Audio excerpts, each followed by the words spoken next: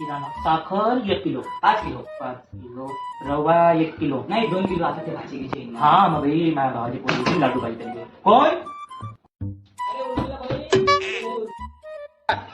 अमय राजभाऊ तुम्ही